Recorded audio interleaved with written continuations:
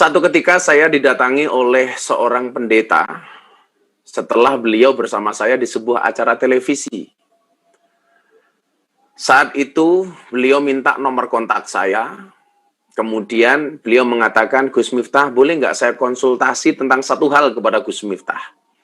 Pagi itu beliau mendatangi saya di hotel, kemudian beliau mengatakan begini, kalau Gus Miftah bisa menjawab pertanyaan saya satu ini saja, saya mungkin masuk Islam. Jawaban saya waktu itu adalah, kalau memang ada hidayah untuk Anda, pasti saya bisa menjawab. Tapi kalau enggak, ya wallahu a'lam bishawab. Pertanyaan pendeta ini apa waktu itu? Saya ingat betul di pagi hari di hotel Double Tree di daerah Menteng, Jakarta. Beliau mengatakan begini sama saya, Gus Miftah, dari mana Anda yakin yang dipotong oleh Ibrahim itu adalah leher Ismail, bukan Ishak? Atas dasar apa Anda yakin? Kemudian beliau mengatakan latar belakang kenapa beliau bertanya soal hal ini. Intinya adalah beliau hanya minta jawaban dari saya, dari mana Anda yakin bahwa yang dipotong ini adalah lehernya Ismail, bukan lehernya Ishak? Bapak Ibu yang saya muliakan, mendengar pertanyaan ini, saya jadi ingat. Satu ketika, Deddy Corbuzier itu tanya sama saya juga hampir persis pertanyaannya begini, Gus Miftah, kalau semalam saya membaca Al-Quran nih, waktu itu dia masih non-Islam. Dan saya mendapati betapa banyak perintah-perintah agama itu yang irasional, tidak masuk akal. Tidak masuk akal, dia bilang. Contohnya apa, Mas? Contohnya, Nabi Muhammad SAW, beliau berangkat Isra Mi'raj. Ini bagi saya sesuatu yang irasional. Kenapa? Karena tidak terukur sama sekali. Terus kemudian Nabi Musa bisa membelah lautan. Nabi Ibrahim dibakar tidak mempan dan lain sebagainya. Apa pendapat you tentang hal ini? Kenapa banyak perintah agama yang tidak masuk akal? Termasuk dia bilang, Nabi Ibrahim diperintahkan untuk menyembelih leher putranya. Bahasa Deddy Corbuzier waktu itu, dia mengatakan apa? Ini gila. Masa punya anak suruh motong lehernya? Ini Tuhan macam apa? Waktu itu beliau bilang. Nah, Bapak Ibu yang saya muliakan. Waktu itu jawaban saya yang pertama kepada Deddy, dan jawaban ini pula yang kemudian saya sampaikan kepada pendeta ini. Waktu saya bilang, ayat pertama yang diterimakan oleh baginda Rasulullah Muhammad SAW bunyinya adalah Iqra' bismi rabbik. Mas Deddy, Bu Pendeta, saya bilang, Iqra' itu adalah dimensi akal, bismi rabbik itu adalah dimensi hati. Iqra' itu adalah intelektualitas, bismi rabbik itu adalah spiritualitas. Nah, belajar agama yang benar, akal yang mengikuti hati atau hati yang mengikuti akal.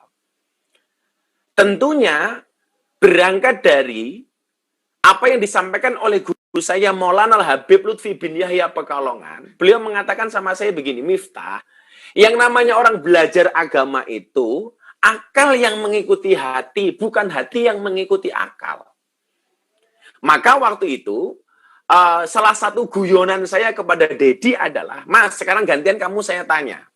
Cinta itu dari mata turun ke hati atau dari hati naik ke mata? Ini sangat viral di mana-mana ketika saya bertanya ini kepada Mas Deddy. Jawaban Mas Deddy itu sama dengan yang lain. Ya semua tahulah namanya cinta itu dari mata turun ke hati. Waktu itu saya bilang, you are the big wrong. Kamu salah besar. Bagi saya, cinta itu bukan dari mata turun ke hati, tapi dari hati naik ke mata.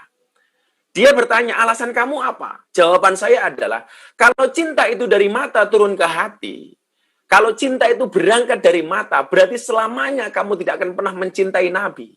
Kenapa? Karena matamu tidak pernah melihat Nabi. Kalau cinta itu dari mata turun ke hati, berarti selamanya kamu tidak akan mencintai Allah Ta'ala. Kenapa? Karena matamu tidak pernah melihat langsung Allah Ta'ala. Bahkan kemudian saya sampaikan, kalau cinta itu dari mata turun ke hati, berarti orang buta itu tidak akan pernah merasakan indahnya cinta. Kenapa? Karena orang buta itu tidak pernah melihat pasangannya. Tapi toh kemudian, walaupun orang buta itu tidak bisa melihat pasangannya, tetapi tumbuh rasa cinta di dalam hatinya. Kenapa? Karena cinta itu berawal dari hati. Yang pengen saya sampaikan kepada dia apa? Bahwa belajar agama itu bukan hati yang mengikuti akal, tetapi akal yang mengikuti hati. Kemudian pertanyaan kedua, kenapa banyak yang tidak rasional? Jawaban saya adalah, kenapa banyak ajaran agama yang tidak rasional? Karena kalau semua ajaran agama itu bisa dirasionalkan, berarti nggak penting orang itu beragama, cukup kuliah saja. Inilah alasan kenapa tidak semua agama bisa dirasionalisasikan. Karena kalau semua ajaran agama bisa dirasionalisasikan, berarti nggak ada bedanya antara agama dengan ilmu pengetahuan.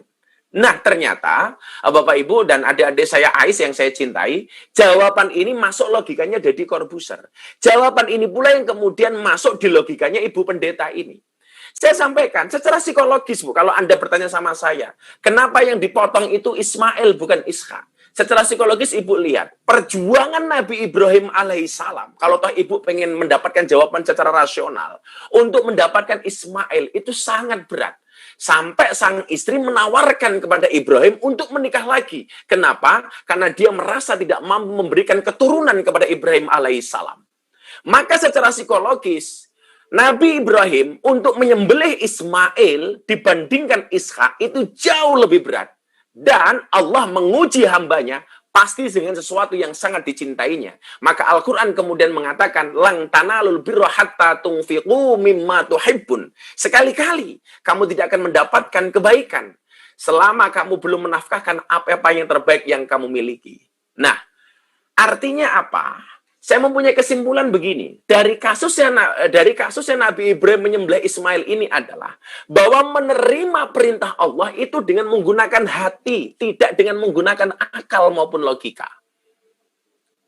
Karena sehebat-hebatnya logika ini bisa dipatahkan, tetapi sebaik-baiknya hati kemudian tidak bisa dipatahkan. Maka yang menjadi muaranya adalah hati. Maka Rasulullah mengatakan ketika ditanya mahwal ismu, al ismu mahaka fi sodrika wa karita ayatoli alaihin nas. Bahwa dosa itu adalah satu perbuatan yang bila kamu lakukan hatimu merasa tidak nyaman. Tolok ukurnya adalah hati. Maka adik-adik hari ini yang barangkali mulai belajar agama, tempatkan hati sebagai imam, bukan akal. Belajar agama dengan menggunakan hati, menerima perintah Allah dengan menggunakan hati. Maka ketika Ibrahim menerima perintah Allah dengan menggunakan hati, dia melaksanakan perintah Allah untuk menyembelih leher Ismail. Dan alhamdulillah, baik Deddy Corbuzier maupun pendeta ini, akhirnya dia menyatakan masuk Islam. Dengan jawaban ini.